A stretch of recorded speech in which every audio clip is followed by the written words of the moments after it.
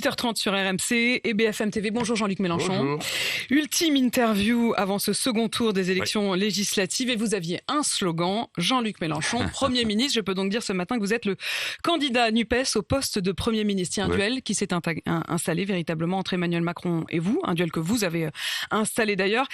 Et ces derniers jours, vous dites chacun l'un de l'autre que le chaos, c'est l'autre. Alors on va essayer d'y voir un peu plus clair, mais je voudrais d'abord qu'on revienne sur cette visite hier à Kiev. Emmanuel Macron qui y était, il est rentré cette nuit. Plusieurs points d'abord sur le fond. L'adhésion de l'Ukraine à l'Europe, plus précisément au processus d'adhésion immédiate. Pour lui, c'est oui, et pour vous? Alors, ça mange pas de pain. On peut inscrire, vous savez, la procédure dont il est question, c'est un pays s'inscrit comme candidat à l'adhésion. Donc c'est vraiment le démarrage. Le président Macron lui-même avait dit qu'il y en avait pour au moins une décennie. Alors, dans le moment, c'est une démarche un peu symbolique pour dire aux Russes, vous voyez, on lâchera pas l'Ukraine, l'Ukraine est des nôtres, et ainsi de suite. Ça, on ne peut qu'approuver. Maintenant, doucement, avec les enthousiasmes comme ça, soudain, parce qu'il faut se rendre compte que, pour ma part, je ne voterai aucune nouvelle adhésion à l'Union européenne sans harmonisation sociale. Mais y compris l'Ukraine, y compris la situation dans laquelle ils sont, oui, ça ne change rien. Non, rien du tout, parce que faire entrer un pays... non, mais attendez, qu'on se comprenne bien, parce que la question que vous m'avez posée, c'est est-ce que je suis d'accord pour qu'il soit inscrit comme candidat à l'adhésion ? C'est exactement la question que je vous ai posée. Je vous réponds oui. Je dis seulement, il faut mais faire... en même temps, vous dites ça mange pas de pain. Donc oui, si ça leur fait plaisir et si ça peut les rassurer. Il y en a pour des années, c'est un signal qu'on donne à la Russie. Oui à l'adhésion, mais non... Oui à l'adhésion, candidature, non à l'adhésion. Qu'ils soient candidats. Après, leur adhésion ne dépend pas d'eux dans mon esprit. Dans mon esprit, leur adhésion dépend de la réponse que l'Europe fera à l'harmonisation sociale. Je demande qu'on réfléchisse bien au point suivant. Le président a même évoqué la Moldavie. D'accord ? Bien. Aujourd'hui, le salaire minimum ukrainien, c'est 138 €. Le SMIC de Moldavie, c'est 50 €. Si vous voulez organiser une énorme dépression de dumping social, il n'y a qu'à faire ça, faire adhérer les gens sans qu'ils se soient mis au niveau. Le président Macron avait lui-même dit que si on faisait une adhésion immédiate, ce serait faire baisser les standards sociaux d'adhésion. Donc, je tiens à dire cette précision, il ne me coûterait rien de ne pas le faire. Candidature, j'ai bien compris. Candidature, oui. Adhésion en l'état, non. Deuxième point. Non, adhésion si l'Union européenne doit changer ses méthodes.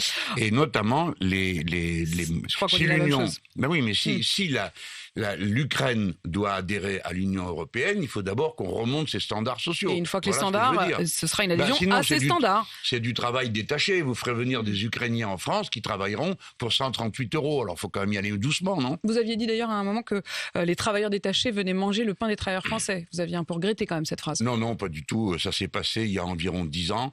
Au Parlement européen, et j'ai dit que j'étais contre le travail détaché, et j'ai oublié de dire, je vous dis entre guillemets, vous qui dites que les travailleurs étrangers viennent manger le pain des Français, voilà une situation concrète. Alors, pour que tout le monde m'entende bien, notamment dans le bâtiment et les autres métiers de cette nature, nous sommes opposés au travail détaché parce qu'il permet de payer des gens dans des conditions qui font une délocalisation à domicile. On a ouvert plein de tiroirs là, Jean-Luc Mélenchon. On va essayer justement d'aller au bout. Il y avait un deuxième point dans cette visite, c'était l'envoi d'armes supplémentaires à l'Ukraine. Emmanuel Macron a annoncé notamment qu'il livrerait 6 canons César supplémentaires. Est-ce que vous maintenez votre position de refuser d'envoyer des armes à l'Ukraine? Alors, comme ça n'était pas ma position, je n'ai pas de mal à ne pas la maintenir. Il doit y avoir un peu de flou quand même, parce que pour qu'il y ait autant de... Non, il y a une propagande qui dit que c'est flou.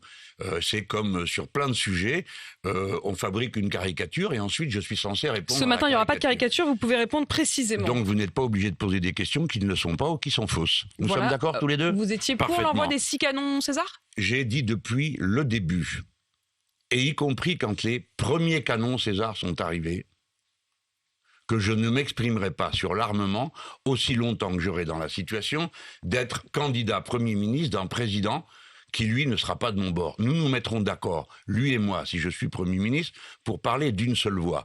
Il vient de décider d'y envoyer des canons. Puisque les canons y sont, j'approuve.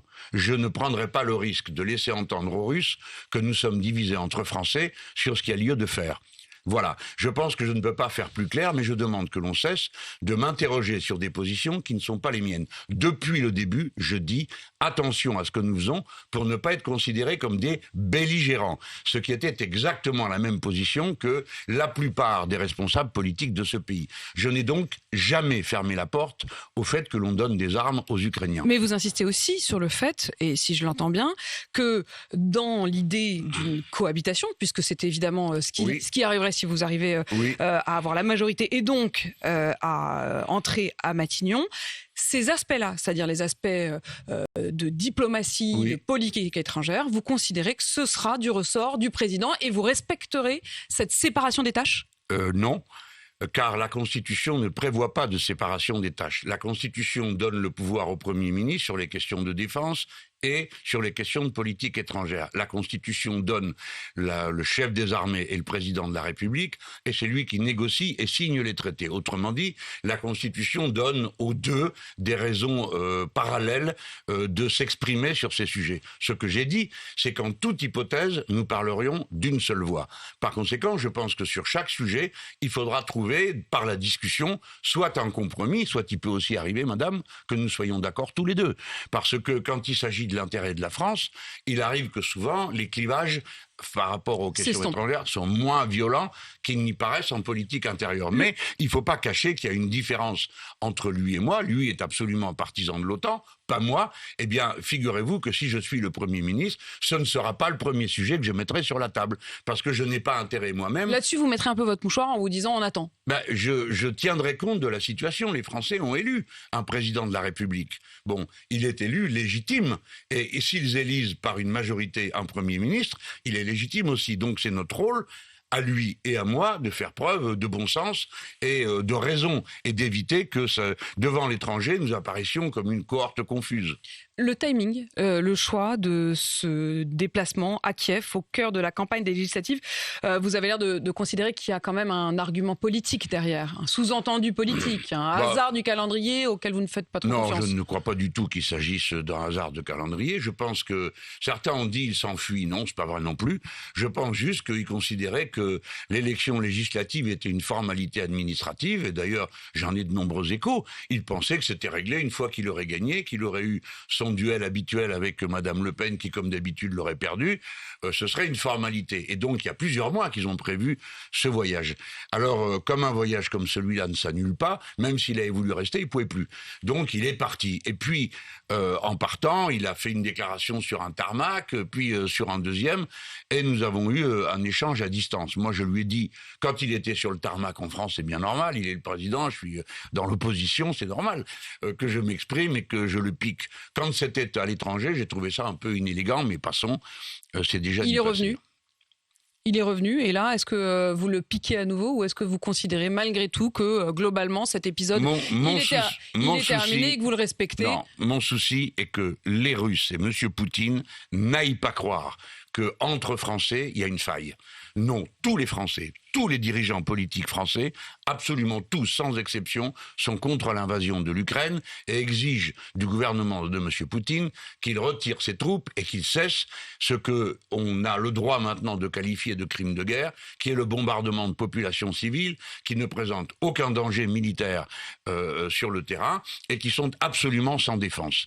Donc je tiens à ce qu'on entende qu'il n'y a qu'une voix de la France à cette heure, et elle est toute du même côté. C'est bien entendu, Jean-Luc Mélenchon. Vos accusations de calcul biaisé des voix, le ministre de l'Intérieur, Gérald Darmanin, y a répondu hier. Il parle d'un complotisme comme un autre. Oui, c'est M. Darmanin qui est une sorte de personnage très agité. Pourquoi complotiste ? Alors dans ce pays, si on critique un ministre, si on discute, c'est du complotisme. L'autre dit que je veux empêcher les gens de couper les bois chez eux. Le troisième m'accuse d'union soviétique. Ça, c'était Christophe Castaner. Oui, Castaner, qui dit, et le président aussi, qui a repris ça, je ne sais pas pourquoi. Oui, qui dit que si vous êtes élu, on ne pourra plus couper le bois chez soi. C'est grotesque.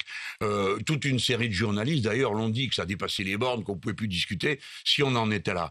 Là, par exemple, M. Darmanin, ce matin, dit que je suis... Dans le journal Le Parisien. À force de fréquenter Chavez, je ne sais plus... Il ne sait pas que Chavez est mort depuis 9 ans.